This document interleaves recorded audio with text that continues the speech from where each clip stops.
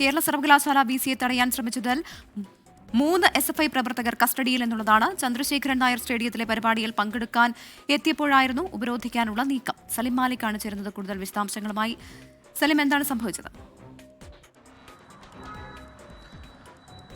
ഈ സംഭവം അതായത് അല്പസമയം മുൻപാണ് നടന്നത്. ചന്ദ്രശേഖരൻ നായർ സ്റ്റേഡിയത്തിലേക്ക് ഈ ആരോഗ്യ സർവകലാശാലയുടെ ഒരു പരിപാടിയിൽ പങ്കെടുക്കാനായി എത്തിയതായിരുന്നു ആരോഗ്യ സർവകലാശാല VC ആയ മോഹനൻ കുന്നുമേൽ. അപ്പോഴാണ് SFI പ്രവർത്തകർ, അത് നേരത്തെ മുന്നറിയിപ്പൊന്നുമില്ലായിരുന്നു, പോലീസിന് പോലും മുന്നറിയിപ്പില്ലായിരുന്നു, SFI പ്രവർത്തകർ VCയെ തടയാനുള്ള ശ്രമം നടത്തി. അതിനുശേഷം കാറിന് മുന്നിൽ ഇരുന്ന് മുദ്രാവാക്യം മുഴക്കുകയും ചെയ്തു. അങ്ങനെ ഇത് ഒരു സംഘർഷത്തിൻ്റെ വക്കോളം എത്തിയപ്പോഴേക്കും പോലീസ് ഈ എണ്ണത്തിൽ കുറവായിരുന്നു SFI പ്രവർത്തകർ. അതുകൊണ്ട് തന്നെ SFI പ്രവർത്തകരെ പോലീസ് വളരെ വേഗത്തിൽ അറസ്റ്റ് ചെയ്ത് നീക്കുകയായിരുന്നു.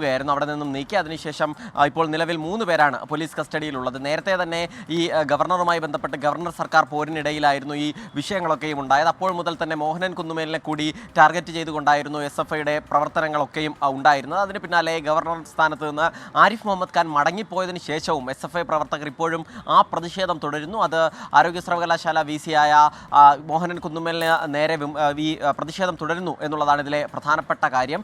പുതിയ ഗവർണർ വന്നിട്ടും ഈ വിഷയത്തിൽ നിന്നും SFI പിന്തിരിയാൻ തയ്യാറാകുന്നില്ല എന്നുള്ളതാണ് SFI പ്രവർത്തകർ പറയുന്നത്.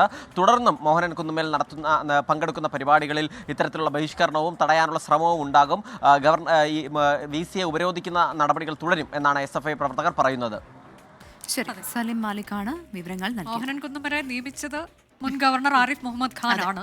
അപ്പോൾ അദ്ദേഹത്തെ കാലാവധി കഴിഞ്ഞിട്ട് പുനർനിയമിക്കുകയായിരുന്നു. അത് മുൻപ് കണ്ണൂർ സർവകലാശാല VC ആയിരുന്ന ഗോപിനാഥ് രവീന്ദ്രന്റെ കാര്യത്തിൽ കോടതി വിധി ഉണ്ടായിരുന്നു, അങ്ങനെ പുനർനിയമനമാകാമെന്ന്. അത് ചൂണ്ടിക്കാട്ടിയാണ് അന്ന് ഗവർണർ അങ്ങനെ ഒരു നടപടിയിലേക്ക് പോയത്.